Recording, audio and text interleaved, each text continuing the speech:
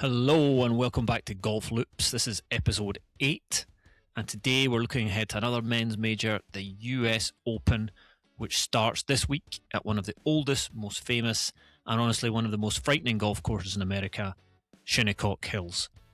Seems like the whole sporting world is focused on the US right now with the Football World Cup also going on.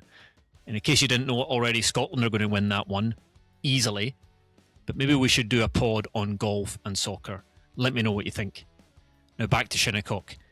Anyone who thinks professional golfers make the game look too easy should probably sit down and watch the US Open. At some tournaments, players make birdie after birdie and finish at 20 or 25 under par. But the US Open is different. This is the tournament where the rough is thick, the greens are hard, the pin positions are ridiculous, and suddenly the best players in the world are absolutely delighted to make a par. The US Open is one of golf's 4 men's major championships, and it was first played all the way back in 1895. And the word open is really important because it isn't only open to the famous professionals we see on TV.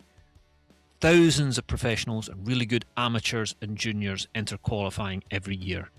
Those who make it through local qualifying move on to a 36-hole final qualifier, often known as golf's longest day.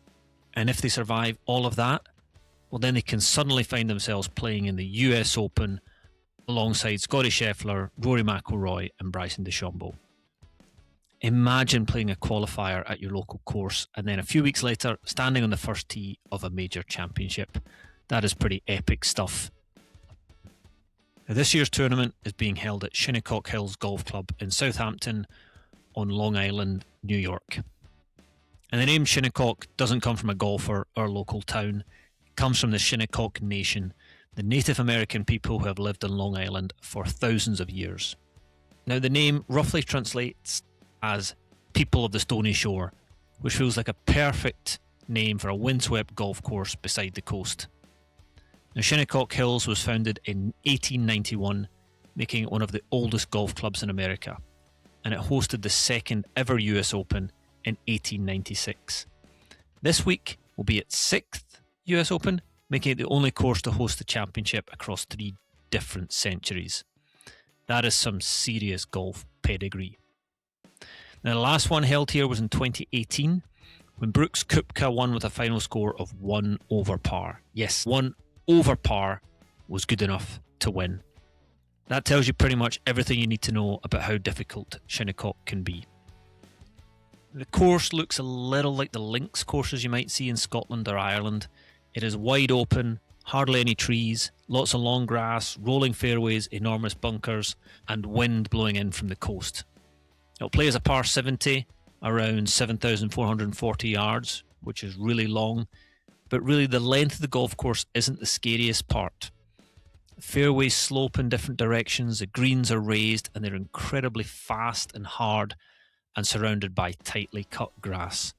You can hit what looks like a brilliant shot, watch it land close to the hole, and then see it roll all the way off the green. If you're watching TV this week, you'll see that happen time and time again to the best players.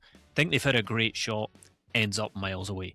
It's kind of funny actually, although they don't think so. Basically, Shinnecock can turn a good golf shot into a terrible result. It's always right on the edge of what players think is fair. They even sometimes have to go out and water the greens halfway through the day so that they don't get too hard. One hole to look out for is the par 3 11th. It's not too long, but it has a tiny green with steep slopes all around. And even though it's actually a par 3, it's been called one of the hardest par 5s in golf. So who is going to win? Well, surprise, surprise, the big favourite this week is, of course, Scottie Scheffler. Scottie has already won the Masters, the PGA Championship and the Open. So the US Open is the only major missing from his collection. If he wins at Shinnecock, he will complete the career Grand Slam by winning all 4 majors. His game also seems perfect for this course. He is probably the best iron player in the world, rarely loses his head, and somehow keeps making pars even when he isn't playing his best golf. Now, obviously, Rory is another one of the favourites. Rory won his only US Open back in 2011 when he completely destroyed the field and finished 16 under par.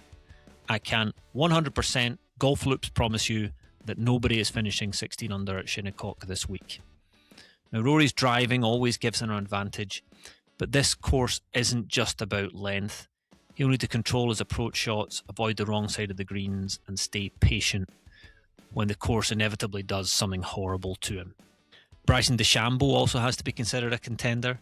He's already a 2-time US Open champion and seems to come alive in these tournaments. He obviously hits it so far that he sometimes appears to be playing a completely different course from everyone else. But Shinnecock is clever. You don't just need to hit the fairway, you need to hit the correct part of it to get a good angle into the green. So even Bryson might discover that smashing the ball as hard as possible doesn't solve every problem. Jon Rahm is another former US Open champ who should enjoy the challenge, while Xander Schauffele seems to appear near the top of the leaderboard in almost every major he plays. And then we have Tommy Fleetwood, the fairway Jesus, so called because of his scraggly beard and long flowing hair which sticks out from under his cap. Tommy came close to winning here in 2018 with a brilliant final round 63 and finished just one shot behind Koepka. He's one of the best iron players around, great in the wind, and his game seems perfect for Shinnecock. We're big Tommy fans at GolfLoopz. It'd be really cool to see him finally win his first major. And now if you want a couple of wild cards to look out for, try Patrick Reed and Viktor Hovland. Reed was fourth here in 2018 and has a really gritty US Open style game. And following Viktor is like riding a roller coaster these past few years.